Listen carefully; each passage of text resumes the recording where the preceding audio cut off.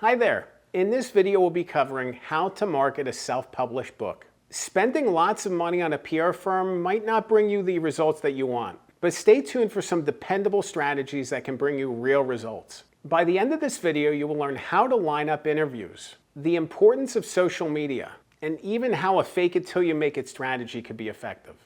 And stay tuned until the end of the video for a free opportunity. Let's dive in.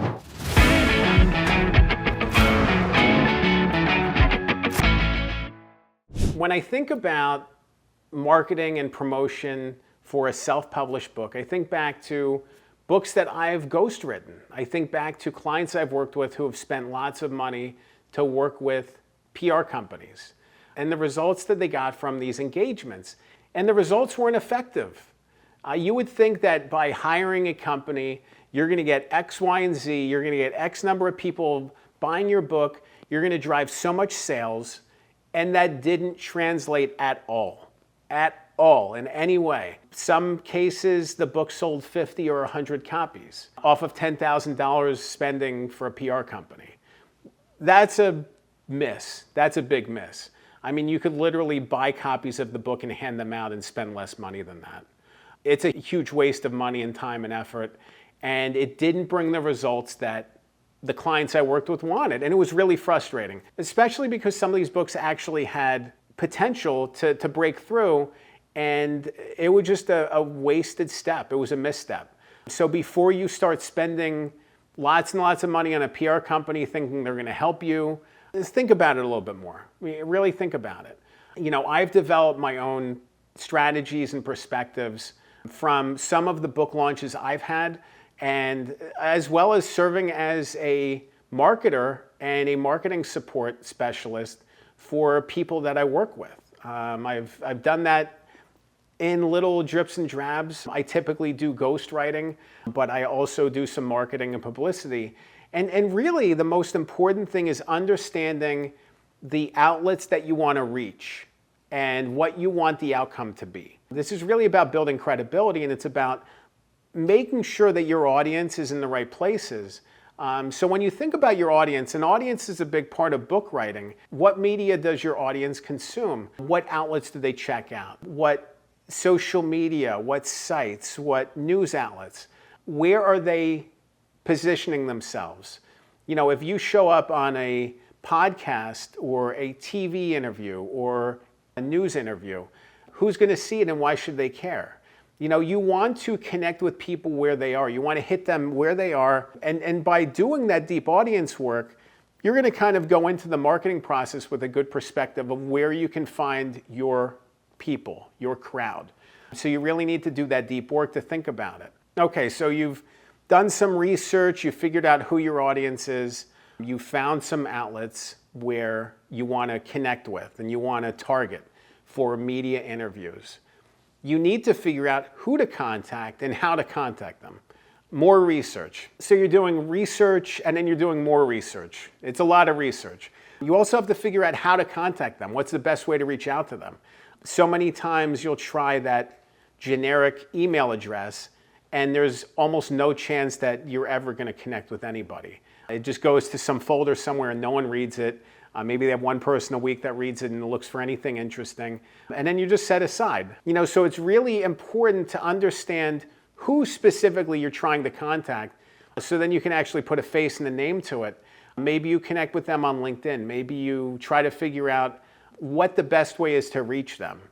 Or figure out if you have any shared mutual connections and you can see if somebody else can make an introduction.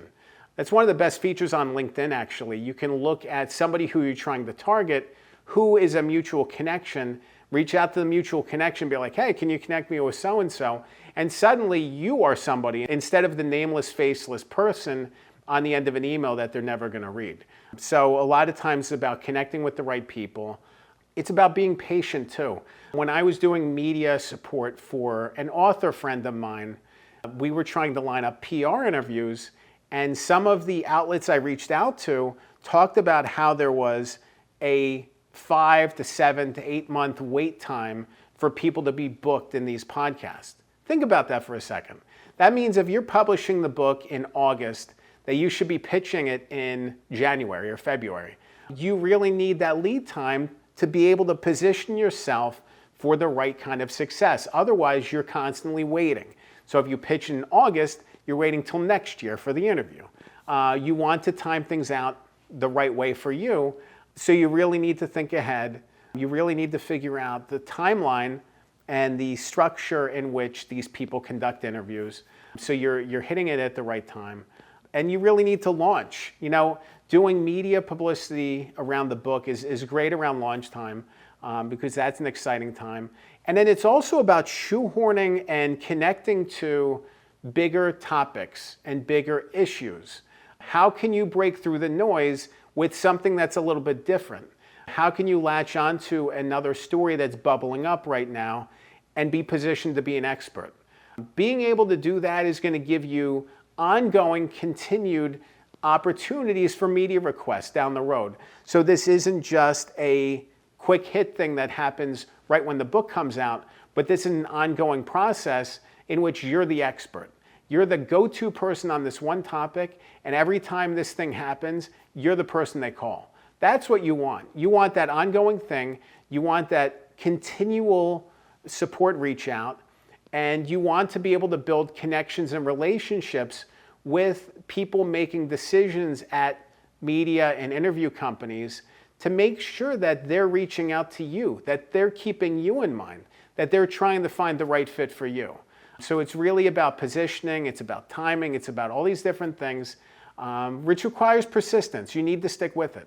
You're going to get a lot of rejections, you're going to get a lot of non-answers, and those are almost more frustrating because at least with a rejection, you know they read it. You know they actually looked at the email request, the interview opportunity. With a non-answer, it's almost like you're hidden, forgotten. Like, did this even happen? Did I reach out to them?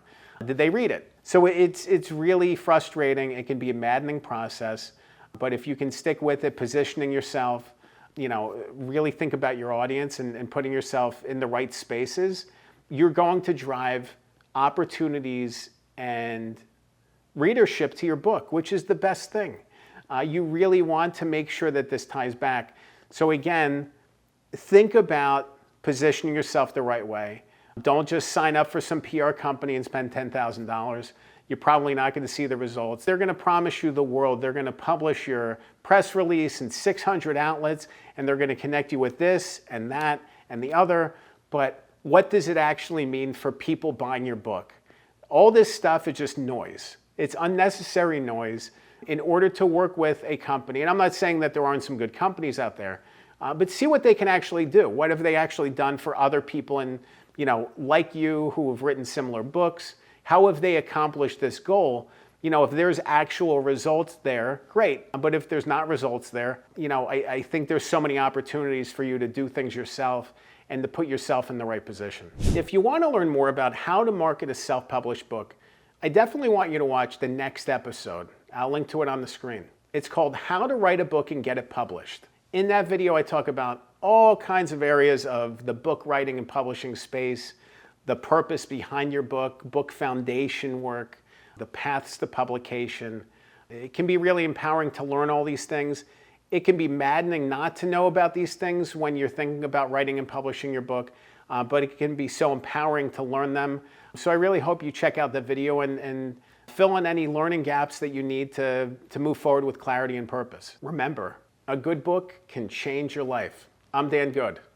Thanks for watching.